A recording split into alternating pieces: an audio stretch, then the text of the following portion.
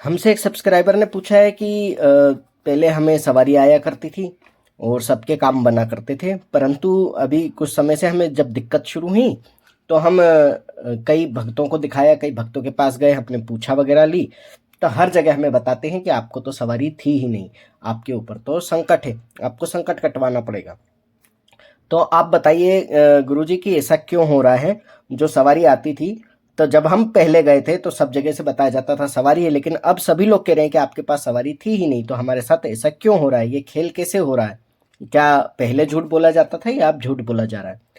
तो करते हैं आज इस विषय पर चर्चा, लेकिन सबसे पहले निवेदन है कि जो लोग चैनल से नए जुड़ रहे हैं वो चैनल को सब्सक्राइब करें, लाइक कमेंट शेयर भी किया करें और साथ ही साथ बेल आइकन को ऑल पर सेट कर दें ताकि आपको हमारे आने वाले सभी वीडियो की सूचना सबसे पहले प्राप्त हो जाए।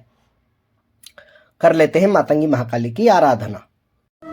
नमोस्तुते महामाये मातंगी मोड़ेश्वरी सर्व कष्ट हरे देवी भक्ति मुक्ति प्रदायिनी धर्मारण्ये स्थिता देवी हृदयारण्ये संस्थिता रक्ष रक्ष महादेवी मोड़ कुलोद्धारिणी धर्मारण्ये तीर्थस्थाने संस्थिता भवतारिणी दुष्ट कर्णात्की धाता श्यामला रूप धारिणी मोड़ जनहा वंदिता मातंगी मोड़ कुदे कृपा करे सिद्धि बुद्धि प्रदे देवी अष्टादश धारिणी।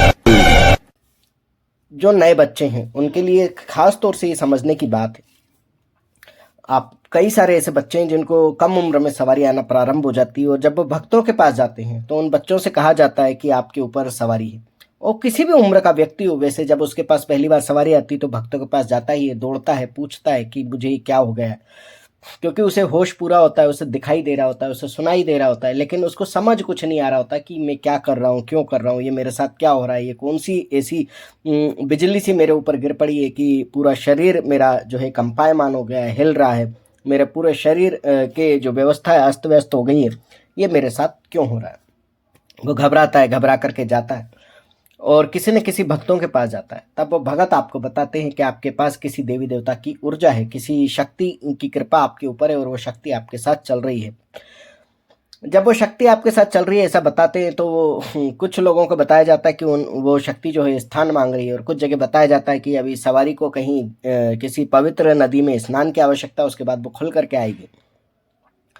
तो देखिए, यहाँ समझने की बात ये कि पवित्र नदियों में स्नान के लिए जो कहा जाता है वो इसलिए कहा जाता है कि आपका तन मन शुद्ध हो, आपके कुछ आचार विचार बदले, आप उस प्रक्रिया के दौरान जब आप जाएंगे अपने आप को टटोलेंगे कि आप कहाँ गलत है कहाँ नहीं है। जो भी आपके थोड़े बहुत कर्म है, पूर्व के प्रारब्ध के कर्म है जो आपसे चिपटे हुए हैं, वो आपसे दूर होंगे। लेकिन इस जन्म के जो कर्म है वो तो आपके हाथ में, वो तो आप ही को करना है। तो जब तक आप गुरु धारण नहीं करते वो उस बारे में आपको कोई ज्ञान नहीं प्राप्त हो पाता है। चाहे आप व्यासपीठ के गुरुओं से ज्ञान लें, चाहे मंदिर के पुजारी से ज्ञान लें, यानी कि आध्यात्मिक ज्ञान की चर्चा हो रही है। आध्यात्मिक ज्ञान जब तक ना हो आपका मार्ग सही नहीं हो सकता। तो मार्ग सही नहीं होने से कुछ प्रवृत्तियां आपके अंदर रह जाती हैं। बता तो दिया भगत ने कि आपके साथ ये सब चीजें हैं और आपको वापस आ जाते हो, उसके बाद आप लौट कर नहीं जाते हो।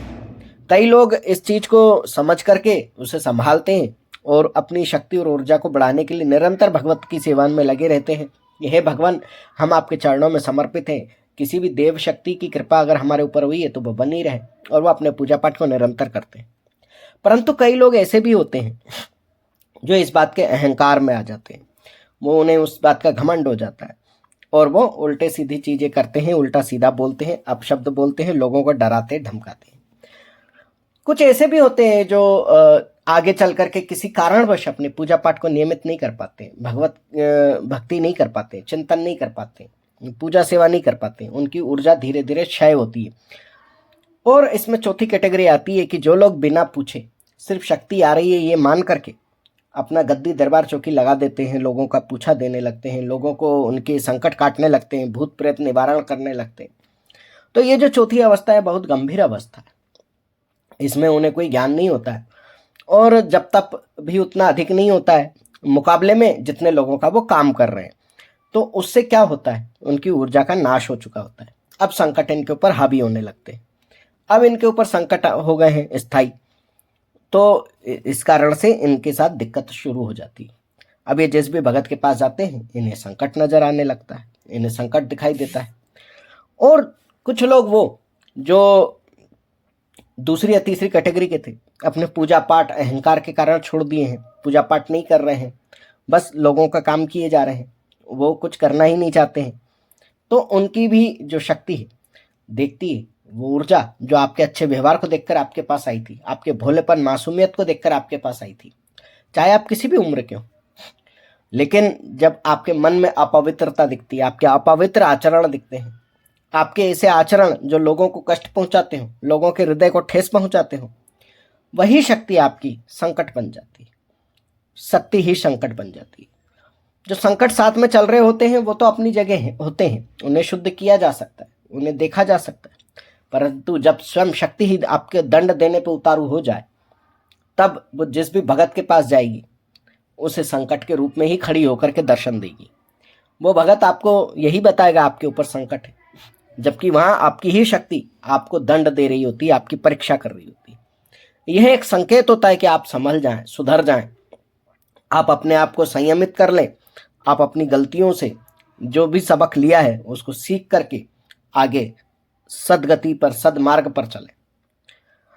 और जब तक आप ऐसा नहीं करते, आपकी सवारी आपको निम्न से निम्नतर स्तर पर आपको पहुंचाने लगती है।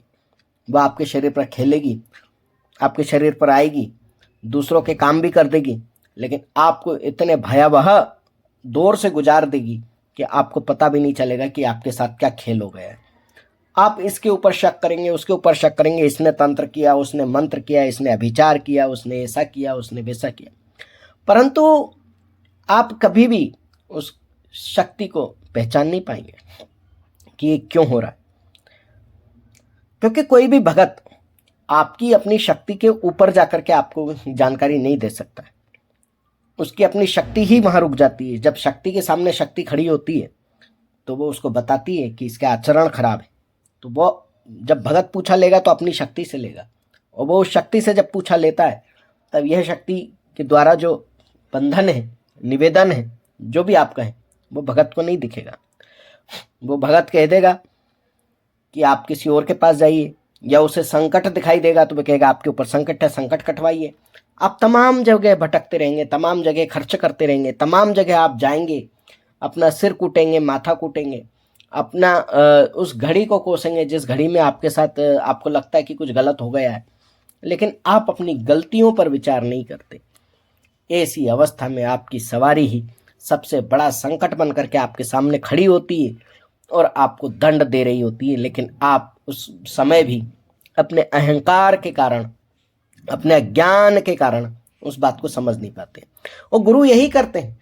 गुरु जब आप गुरु के सानिध्य में होते हो तो वह आपके ऊपर हाथ रखते हैं, अपना ज्ञान रूपी आशीर्वाद रखते हैं, आपको हर एक अच्छी बुरी बातों से टोकते हैं, रोकते हैं, आपके मार्ग को प्रशस्त करते हैं, आपके मार्ग में आने वाली बाधाओं को वो दूर करते हैं, वो आगाह करते हैं कि आप यहाँ गलती कर सकते हो, यहाँ नहीं कर सकते हो, यहाँ गलती है, यहाँ किसी के द्वारा भेजा गया संकट है, यहाँ आपकी ही शक्ति संकट का कार्य कर रही है, वगैरह वगैरह सारी जानकारियाँ आपके गुरु देते हैं। तो गुरु के तत्व को जानिए, गुरु के महत्व को जानिए, गुरु को समझिए। बिना गुरु को जाने समझे आप अपने मन मर्जी जब कर लेते हो, मन मर्जी से गद्दियाँ चौकियाँ दरबार लगा लेते हो, मन मर्जी से शक्तियों को बुलाने के लिए तमाम तरह के तांत्रिकों के पास चले जाते हो, तमाम तरह के मंत्र जपने लगते हो जिसके बारे में आपको कोई ज्ञान नहीं है, कोई जानकारी नहीं है, बस आप किए चले जा रहे हो, तब वही शक्ति संकट के रूप में आपके सामने उपस्थित हो जाती है। वही आपको ढेर सारी दिक्कतें देती है, परेशानियां देती है, वो आपके जीवन को बहुत ही बुरे कष्ट कर, पीड़ा कर स्वरूप में ढाल देती है। आप अपने पूजा पाठ को कीजिए, अपने सात्विक रूप से चलिए। आपको दूसरों को देख करके कोई मन में इच्छा जाग भी रही है तो अनुचित नहीं है, क्योंकि मानव स्वभाव है किसी की उपलब्धि को देखकर उसकी तरफ आकर्षित होता है, लेकिन उसके लिए आपको सही मार्ग पर चलते हुए प्रयास करना चाहिए, उसके बारे में आपको अध्ययन मनन करना चाहिए, उसके बारे में चिंतन करना चाहिए। लेकिन ये नहीं होना चाहिए कि आप मनमर्जियां करने लग जाएं, उल्टा सीधा कर्म करने लग जाएं। कोई सवारी आपके ऊपर अगर आई हुई है तो उसको आप उपलब्धि तो माने, पर उसका अहंकार ना करें।